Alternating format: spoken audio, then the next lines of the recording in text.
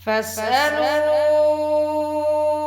أهل الذكر إن كنتم لا تعلمون۔ السلام علیکم ورحمۃ اللہ وبرکاتہ۔ سوال کیا گیا کہ کسی شخص نے اپنی بیوی کو طلاق دے دی اور اس کے بعد وہ رجوع کرنا چاہتا ہے تو رجوع کرنے کے لیے کیا طریقہ ہے؟ دیکھیے، اگر کسی شخص نے اپنی بیوی کو ایک یا دو طلاقیں دی ہیں تو دوران عدت اس کے پاس گنجائش ہے کہ وہ اپنی بیوی سے رجوع کر سکتا ہے، اس میں کوئی حرج نہیں ہے۔ لیکن اگر عدت کا وقت گزر جائے تو اس حالت کے اندر وہ ایک یا دو طلاق کے بعد بھی وہ رجوع نہیں کر سکتا۔ اس کے لیے اس کو پھر سے دوبارہ اسی عورت سے نکاح کرنے کی گنجائش ہے، وہ اسی عورت سے دوبارہ نکاح کر سکتا ہے، اس میں کوئی حرج نہیں ہے۔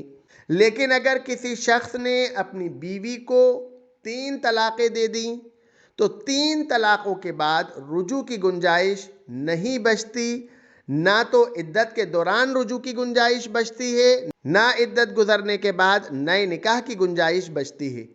اب اگر کوئی شخص اپنی بیوی کو 1 یا 2 طلاقیں دیتا ہے اور اس کے بعد دوران عدت وہ اس سے رجوع کرنا چاہتا ہے تو اس کے لیے اس کو کیا کرنا پڑے گا؟ دیکھیے، اس کے لیے اسے اپنی بیوی سے صرف اتنا کہنا کافی ہے کہ میں تم سے رجوع کرتا ہوں، یا بیوی موجود نہ بھی ہو اس حالت کے اندر وہ دل کے اندر ارادہ کر کے بیوی کے قریب چلا جائے، بیوی کو چھو لے تو وہ بھی اس کے رجوع میں ہی شامل ہوگا، یا وہ اس سے ہم بستری کر لے تو بھی اس کا رجوع ہی کہلائے گا۔ تو ان سب چیزوں میں سے وہ رجوع کا ارادہ کرتے ہوئے اپنے بیوی کے قریب جا سکتا ہے، اس میں کوئی حرج نہیں ہے۔ اور رجوع کرتے وقت اگر وہ 2 گواہ بنا لے تو یہ مستحب اور اچھی بات ہے، یہ رجوع سنت کے قریب ہو جائے گا۔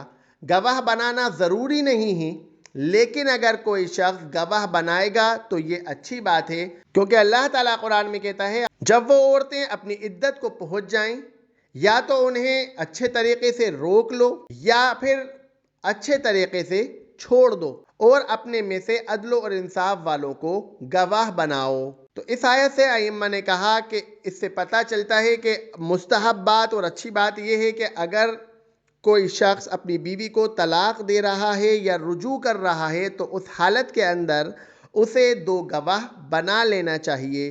یہ مستحب بات ہے، گواہ بنانا ضروری نہیں ہے۔ کسی بھی ائمہ کے نزدیک تمام ائمہ کا اس بات پہ اتفاق ہے کہ گواہ بنانا شرط نہیں ہے، رجوع کے لیے بھی اور طلاق کے لیے بھی۔ وہ اگر گواہ بنائے گا تو یہ اچھی بات ہے اور مستحب بات ہے۔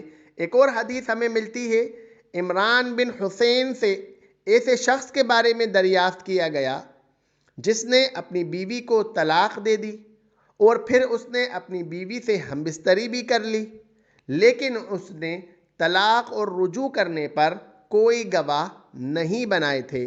تو عمران بن حسین رضی اللہ عنہ نے فرمایا، تو نے طلاق بھی سنت طریقے کے بغیر دی اور رجوع بھی سنت طریقے کے بغیر کیا، تم طلاق پر بھی گواہ بناؤ اور رجوع کرنے پر بھی گواہ بناؤ اور آئندہ ایسا مت کرنا۔